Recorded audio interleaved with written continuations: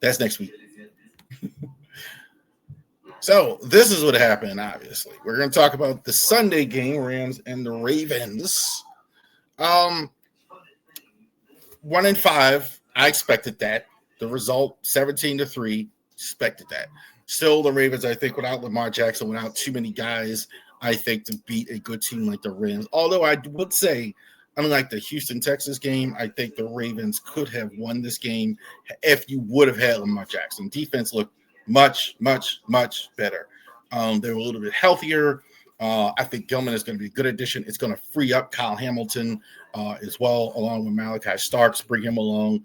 So there was some good things to see on there, but the result was still the same. They just didn't score any points. Stafford, I think, was legitimately in the MVP conversation. 17 for 26, 181, 1 TD. I thought Stafford was okay, I think, in this one as well. Stafford, again, even when Stafford has a day like this where he's not Superman or whatever, he still gets those big chunk plays down the field, put the ball in the end zone. He did that on 2 separate drives, and that was the ball game. I think that was the only difference on the offensive side.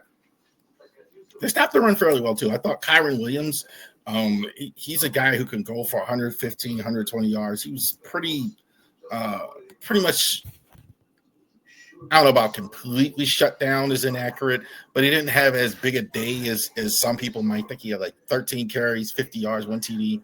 So not as big a day for Kyron Williams as well. But I again, Ravens, I thought defense did a good job. The run defense looked much, much better. I thought it was even more than the pass defense as well. They kind of stayed in home, stayed disciplined more. Even John Jackson, I thought that was by far his best game I've seen him have here as well. The receiving core, there was a couple drops I thought in this one by Devontae Adams that should have been catches. He was like targeted like 9 times, but I thought it could have been worse, I think, had it been so drops. Puka Nacua went out of the game after having a decent first half as well. Tyler Higbee did most of the damage. He had the TC. He had one of the TD catches from Matt Stafford. 4 receptions, 40 yards, 1 TD. I thought I thought Higbee was decent enough in this game as well. The pass rush wasn't fantastic. I thought just the line play again.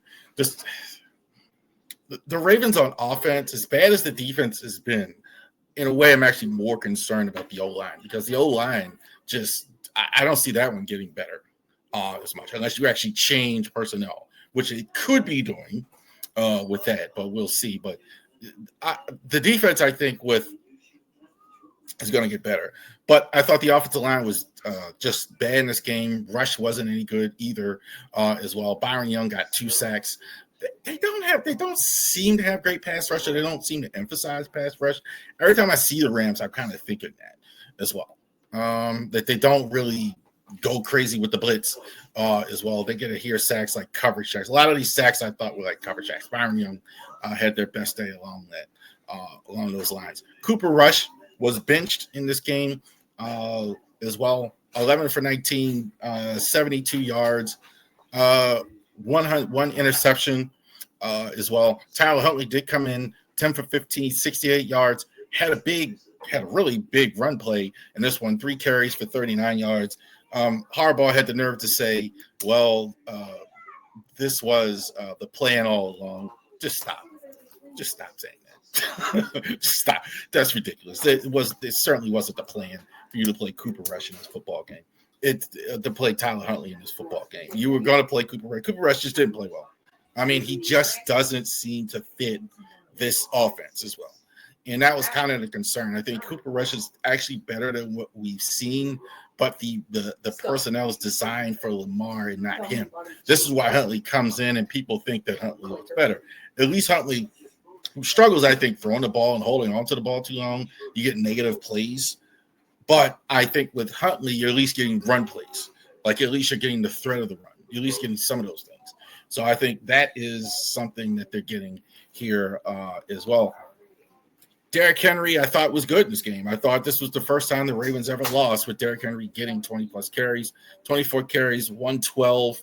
I thought he was fine.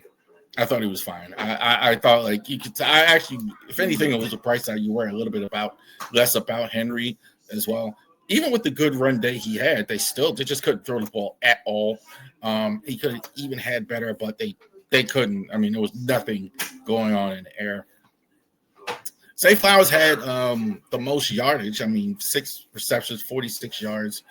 Makes people miss. First time in his career, he had fumble. He had 2 fumbles in this game, 2 turnovers as well. I'm not going to worry too much about that. He was a little banged up coming into the game as well. I think Zay will be fine.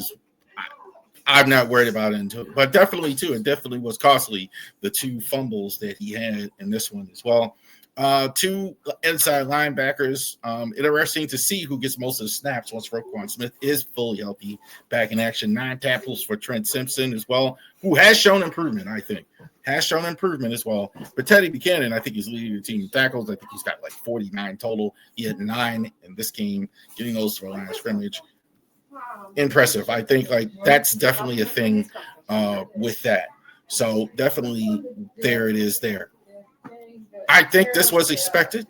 They're going to have, the Ravens are going to have, and when they come out of the bye week, they are going to have their work cut out for them because they are going to be facing a Bears team when they get back off the bye. That is, I think, better than we think. And now you have no more margin for error. Pittsburgh is 4-1. They are leading the division. You do have bad teams in your division right now. You got right now the 2 40-year-old quarterbacks are going to play tonight, Joe Flacco and Aaron Rodgers.